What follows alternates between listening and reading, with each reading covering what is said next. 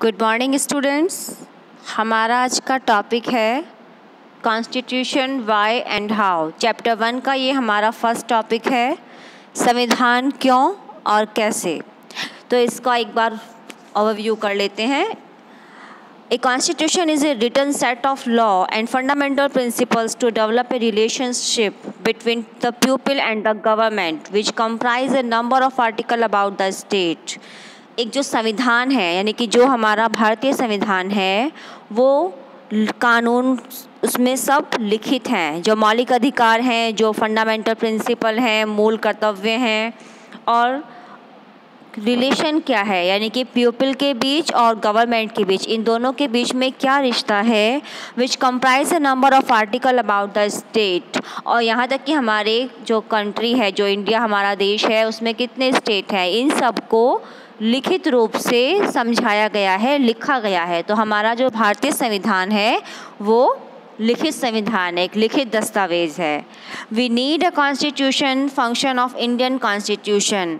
अब हमें क्यों ज़रूरत है संविधान की, हमें इसके कार्यों की क्या आवश्यकता है, तो इसके लिए बताया गया है संविधान में कि हर एक व्यक्ति के लिए संविधान ने क्या की है, प्रॉपर फैसिलिटी अवेलेबल कराई है, राइट्स अवेलेबल कराए हैं, गवर्नमेंट फॉर्म करने की बात कही है, डेमोक्रेसी इस्टेब्लिश की है, फंडामेंटल राइट्स सबको प्रोवाइड कराए हैं। और यदि कहीं भी किसी के राइट का वायलेंस होता है तो उसको जुडिशरी में, जो गवर्नमेंट का थर्ड ऑर्गन है, उसमें जाने का उसको राइट है।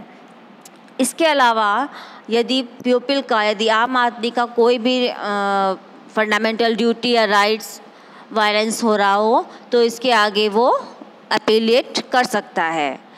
अब the constitution of India was framed by the constituent assembly between December 1946 and November 1949। जो हमारी संविधान सभा है, इसकी जो प्रारूप समिति जब बनी थी तो उसके अध्यक्ष थे डॉक्टर भीमराव अंबेडकर 1946 से नवंबर 1949 के बीच में। इसके टेम्परेरी मेंबर थे डॉक्टर सच्चिदानंद सिन्हा और परमानेंट मेंबर थे इसके doctor Rajendra Prasad. Constitution are often subverted not by people. जो संविधान है वो किसी एक व्यक्ति विशेष के लिए नहीं बनाया गया है, भारत में रहने वाले सभी नागरिकों के लिए एक संविधान है और रहने वाले जो नागरिक हैं उन सब को संविधान को मानना उनके लिए आवश्यक है। क्योंकि किसी भी देश में को अच्छे से प्रोग्रेस करने के लिए, डेवलप करने के लिए जो संविधान है वो बेसिक नीड है। संविधान ने सभी के लिए सब तरह के फैसिलिटीज़ वहाँ पर अवेलेबल कराए हैं। The Constitutional Assembly spent 2 years, 11 months and 18 days to prepare the Constitution to be adopted on November 26, 1949 and came into force on 26 January 1950। जो संविधान सभा है, जो संविधान सभा बनाई गई थी, उसने अपने 2 साल 11 महीने और 18 दिन खर्च किए हैं इस संविधान को बनाने के लिए, और तब जाकर संविधान बना है।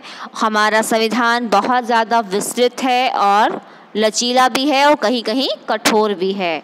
तो इसको संविधान सभा ने अपनाया था 26 नवंबर 1949 को, और इसको इम्प्लीमेंट किया गया था, लागू किया गया था 26 जनवरी 1950 को, और भारत आज़ाद हुआ था 15 अगस्त 1947 को। The Constitutional Assembly had 8 major committees on different subjects as Jawaharlal Nehru, Mr. Rajendra Prasad, Sardar Vallabh भाई Patel, doctor B.R. Ambedkar and etcetera. संविधान सभा ने अपने आप को लगभग 8 भागों में डिवाइड किया था और इन सब ने अपने अपने रिपोर्ट्स जो हैं वो संविधान समिति को दिए थे। उसी के अकॉर्डिंग भारत का संविधान बनाया गया है। The Constitution of India is supreme law to be accepted and respected by all the citizens as well as institutions of the country।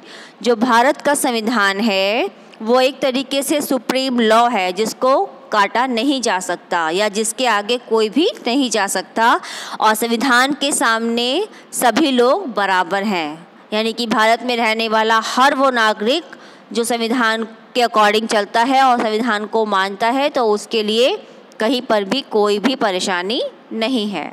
Only one provision of the Constitution was passed without virtually any debate, that was the introduction of universal suffrage। इसमें एक topic add किया गया है universal suffrage, यानी कि क्या, सार्वभौमिक वयस्क मताधिकार। यानी कि जैसे ही आप इसमें that all citizens reaching a certain age, यानी कि जब सभी नागरिक, यानी कोई भी नागरिक हो, जब वो एक निश्चित एज को पहुंच जाता है, निश्चित अवधि अपनी एज की पूरी कर लेता है, would be entitled to be voter irrespective of religion, caste, education, gender और इनकम। तो वो इस लायक हो जाता है कि वो किसी भी धर्म का हो, किसी भी कास्ट का हो, क्या ही उसकी एजुकेशन हो, जेंडर हो और इनकम हो, उसको वोट देने का राइट है। क्यों? क्योंकि हमारा जो इंडिया है उसमें यूनिवर्सल सर्विस सिस्टम को इम्प्लीमेंट किया गया है और हमारे इंडिया में क्या है, डेमोक्रेसी है। Thank you.